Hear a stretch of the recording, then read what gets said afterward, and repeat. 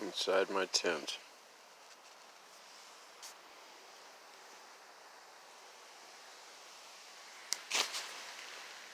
It's not a bad tent. I mean, it's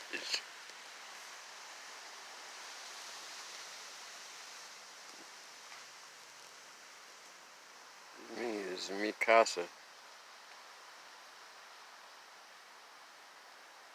and I'm thankful for it, I guess.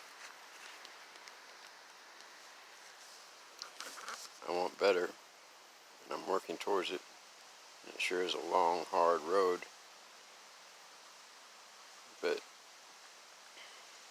this last 90 days has taught me so much.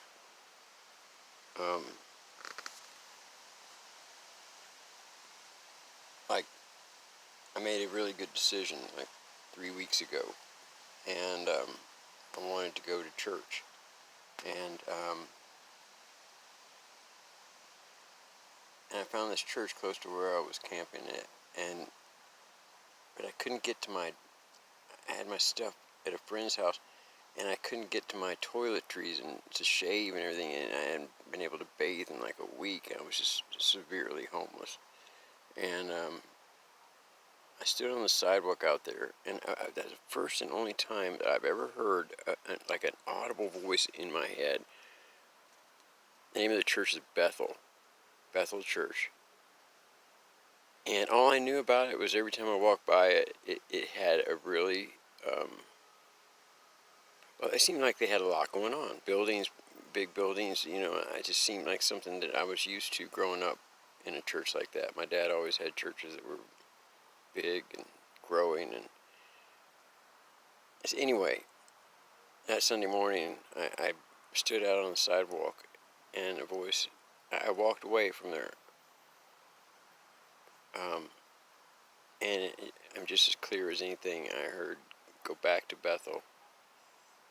And I said, "Well, can I shave first, please?" And he said, "Okay, but then go back to Bethel." And I said, "Okay." Well, I couldn't get to my stuff. So when I came back to Bethel, I stood out there on the sidewalk once again, wondering, because see, I can't handle rejection. Rejection has been my biggest enemy all my life. I mean, I can't handle it. And if I went in there, I told myself either they're going to be a country club and not accept me, or they're going to be a church and they'll accept me.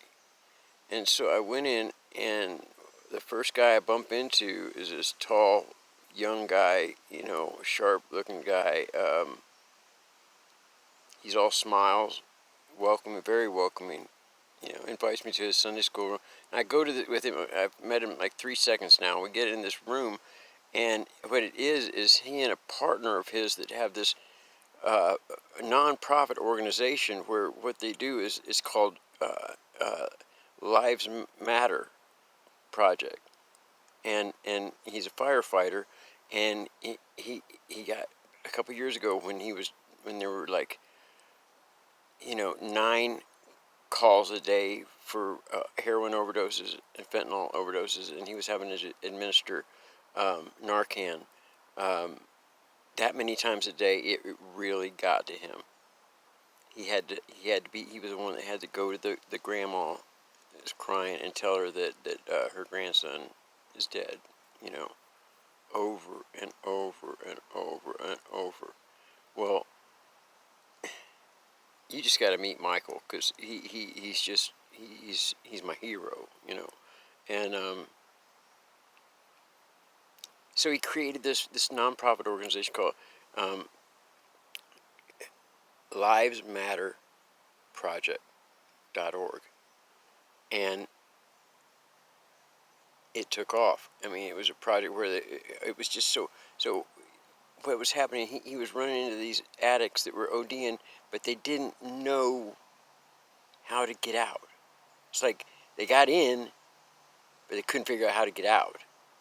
And that's what he wanted to do. He wanted to bridge the difference between something that looks like recovery and the addict in themselves. And man, he was invited to preach all over the country and teach and talk about. And it's it's quite a thing. But anyway, I digress. I go into this meeting. I've been there in this church 3 seconds, and I find myself in this little think tank with these people wondering how they can help addicts.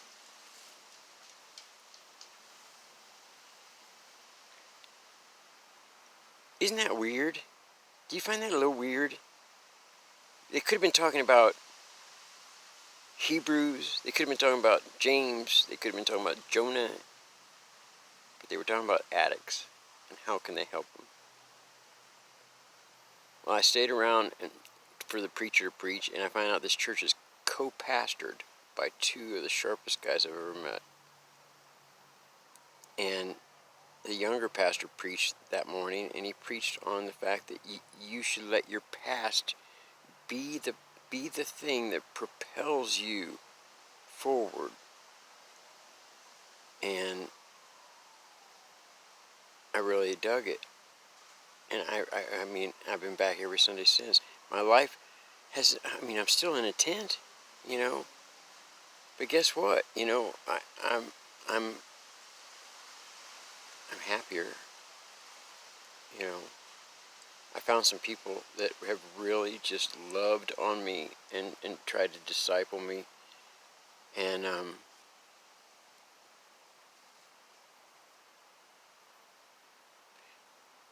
trying to develop a relationship with God again, a real one. I mean, I'm tired. It's like this guy challenges me to. He challenges me to be close to God.